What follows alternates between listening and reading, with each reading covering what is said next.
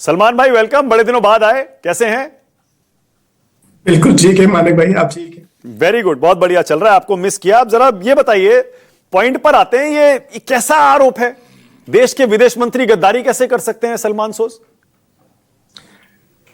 ये देखिए, अगर फॉरेन मिनिस्टर ने कुछ कहा है वो पब्लिक डोमेन में कहा है, और मुझे लगता है ऐसे कहा है कि शायद इनकी नजर में ये था कि हम किसी दूसरे मुल्क को बता देंगे कि भाई हमारा ये आपकी मिलिट्री से कोई हमला नहीं है, किसी और पे हमला है।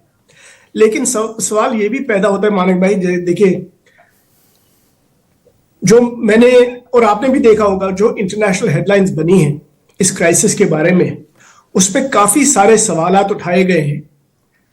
हम पे सवालात उठाए गए, वो इसलिए उठाए गए हैं मेरे ख्याल में क्योंकि कुछ ना कुछ तो हुआ है। और अगर ऐसी वार्निंग से पाकिस्तान ने कोई ऐसे स्टेप्स लिए जिससे हमारी मिलिट्री को कोई नुकसान पहुंच सकता है, उसकी तो इन्वेस्टिगेशन होनी चाहिए कि नहीं होनी चाहिए? ये तो होनी चाहिए।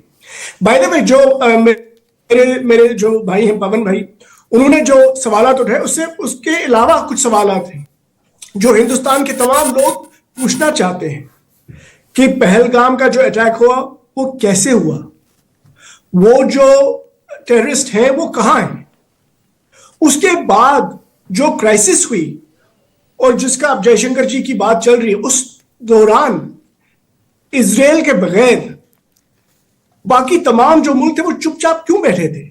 आईएमएफ में क्या हुआ? ये डिप्लोमेसी में हमारी ये जो बिल्कुल शॉकिंग सी चीज है कि आमतौर तो ये हमने देखा है कि हिंदुस्तान के साथ साथ तमाम लोग खड़े रहते हैं, तमाम मुल्क खड़े रहते हैं, लेकिन इस बार कुछ हम और ही बात देख रहे हैं। फिर डोनाल्ड ट्रंप के जो ट्वीट्स आए, मार्को रूबियो के जो ट्वीट्स आए, उसमें जो उन्होंने बातें बोली, बहुत खौफनाक, मेरी नजर में बहुत ही खौफनाक बातें हैं हिंदुस्तान के लिए। तो इसलिए मेरी रिक्वेस्ट आप सबसे ये है, और बाय द वे मैं आपको कह रहा हूं कि जो पॉलिटिक्स करने की बात है, मुझे बहुत अफसोस से कहना पड़ता है कि बीजेपी ने इस नेशनल क्राइसिस में भी पॉलिटिक्स की कुछ बातें की हैं। मुझे अच्छा नहीं लगा, मुझे लगता है लोगों को भी अच्छी बातें नहीं लगती। अच्छा ठीक है, लेकिन हाँ। हमारी पार्टी ने पूरी तरह से गवर्नमेंट का सपोर्ट किया, हमारी मिलिट्री का सपोर्ट किया। अब हम कुछ सवाल पूछ रहे हैं तो नेशनल इंटरेस्ट। अच्छा ठीक है, ओके ओके सलमान, एक सेकंड, 1 सेकंड। ओके, आपने कहा बीजेपी पॉलिटिक्स कर रही है, सरकार पॉलिटिक्स कर रही है, कैसे, इस पर मैं बाद में आऊंगा, लेकिन पहले मुझे जरा विदेश मंत्री के बयान पर आप स्पष्टीकरण दीजिए। विदेश मंत्री के बयान पर एमईए ने, विदेश मंत्रालय ने पहले ही कह दिया, भैया वो जो कह रहे हैं वो ये कह रहे हैं कि हमने ऑपरेशन सिंदूर में 7 मई को उनके टेरर लॉन्च पैड्स तबाह करने के बाद उनको फोन किया है। आज अमित मालवीय ने, बीजेपी ने क्या बताया? वो ये कह रहे हैं कि डीजीएमओ का बयान सुन लीजिए। डीजीएमओ ने कहा हमने 7 मई को घुसकर मारा, उसके बाद उनको फोन किया है। आप उसको इंटरप्रेट ऐसे कर रहे हैं कि हमने 7 मई के ऑपरेशन से पहले फोन कर दिया। देखिए, क्लैरिफिकेशंस का टाइम जो है, ये अब क्लैरिफिकेशन देने वाली बात हो गई। आफ्टर द फैक्ट तो कोई भी कितनी भी क्लैरिफिकेशंस दे सकता है, लेकिन मैं आपको, अगर मैं अब आप ही की बात मानता हूं, मानिक भाई, मैं कहता हूं कि चलो आपने 7 के बाद 8 नहीं तो 9 को कर दिया, 9 मई को। मुझे ये बताइए, आपका फोन भी नहीं उठाया, यही तो है ना?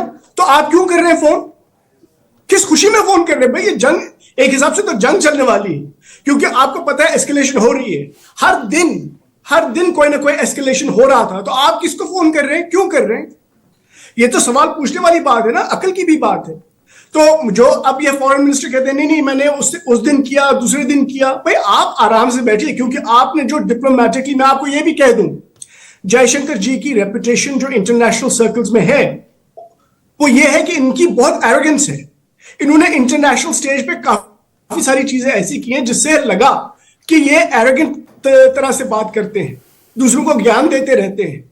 मुझे लगता है कि हिंदुस्तान में एक सवाल होना चाहिए कि भाई डिप्लोमेटिकली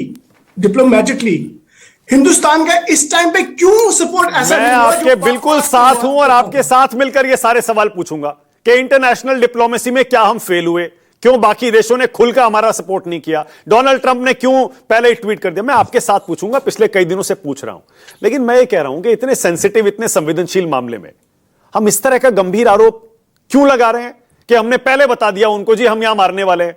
कमाल है सलमान भाई, ऐसा कैसे हो सकता है कि हमारी आर्मी, नहीं, देखिए। हमारी सरकार पहले बता देगी कि भैया हम आपके हेडक्वार्टर्स पे मारने वाले हैं, लश्कर को मारने वाले हैं, जैश को मारने वाले हैं? कौन यकीन करेगा इस आरोप पर? मैं आपको एक बात बताता हूं। ये जो हमारी क्राइसिस है, हमारी कलेक्टिव क्राइसिस है, हमारी नेशनल क्राइसिस है, इसमें कुछ ऐसी चीजें उभर के आई हैं इंटरनेशनल में। देखिए, मैं इंटरनेशनल मीडिया को देख रहा हूं, क्योंकि जो बाहर दुनिया देख रही है वो कुछ और स्टोरी देख रही है, और वो इस वक्त एक नैरेटिव चल रहा है इंटरनेशनल मीडिया में। उससे हिंदुस्तान को, एक मेरी नजर में हिंदुस्तान के लिए डैमेजिंग है। और हमें जब भी कोई ऐसी चीज हो, तो अगर हमें कोई चीज ऐसे दिखे जिससे हमें, हमारी मिलिट्री को कोई नुकसान होने का खतरा हो, तो हमें उस पर बात करनी चाहिए। अगर हम चुपचाप रहेंगे तो वो गलतियां रिपीट होंगी, और वो गलतियां हमको रिपीट नहीं करनी। क्या नैरेटिव चल रहा है, जरा सिंपल सी बात। थोड़ा बताइए, आप ही बताइए। चलिए, क्या नैरेटिव इंटरनेशनल मीडिया में चल रहा है जो डैमेजिंग है हमारे लिए? मैं आपको बताता हूं। जो हेडलाइंस आई हैं कॉन्फ्लिक्ट की, हेडलाइन कहते हैं कि भाई हिंदुस्तान, मैं आपको न्यूयॉर्क टाइम्स की एक हेडलाइन बताता हूं। कहते हैं कि भाई इंडिया और पाकिस्तान ने बड़ी बातें की, लेकिन लिमिटेड डैमेज था।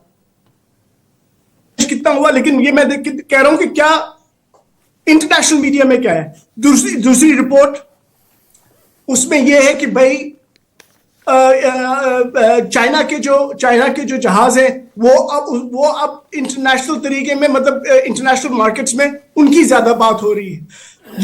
ये कैसे हो सकता है? वो बातें क्यों उभर के आ रही हैं जो हमारे लिए ठीक नहीं। उसी न्यूयॉर्क टाइम्स में सलमान, उसी न्यूयॉर्क टाइम्स में आपने पढ़ा होगा, बाकायदा एक आर्टिकल में तस्वीरें दिखाई गई थी, before and after satellite images, जिसमें बताया गया था कि कौन कौन से पाकिस्तान के आतंकी अड्डे और उनके एयरबेस तबाह हुए, नुकसान हुआ। तो ये भी तो नैरेटिव है। नहीं मानक भाई, वही तो मैं कह रहा हूं। बहुत सारी चीजें हैं, लेकिन कोई डिसाइसिव चीज नहीं है। इसमें आप किसी भी मुल्क के, including French newspapers,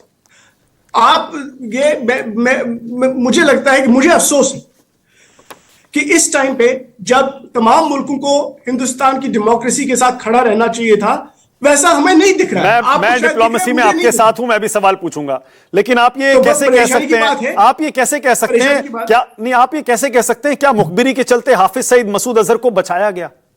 Masood Azhar का परिवार मर गया, पूरा परिवार मर गया। उसने खुद कहा कि मेरे 12 लोग मर गए परिवार के। सवाल उठाना बहुत जायज है ऑपोजिशन के लिए, क्योंकि अगर ऑपोजिशन सवाल नहीं उठाएगी, गलतियां जो हैं वो रिपीट हो सकती हैं, और होना नहीं चाहिए, क्योंकि हम अपनी मिलिट्री को मुश्किल में नहीं डाल सकते। आप गद्दार, विदेश मंत्री को गद्दार कैसे कह सकते हैं? आप उन्हें एरोगेंट कहिए, आपने कहा ना। अरे मेरे भाई, आप कहिए, आप उनको एरोगेंट कहिए, जो कहना है आप कह सकते हैं। हाँ। मानक भाई, मेरी पार्टी में ऊपर से नीचे तक मुझको भी हमेशा गद्दारी कहते हैं, राहुल गांधी को भी गद्दारी कहते हैं, बार बार कहते हैं।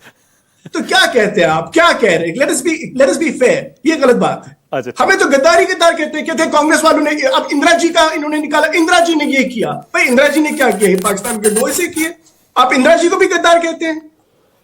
ये तो शर्म की बात है। ठीक है, ठीक, ओके।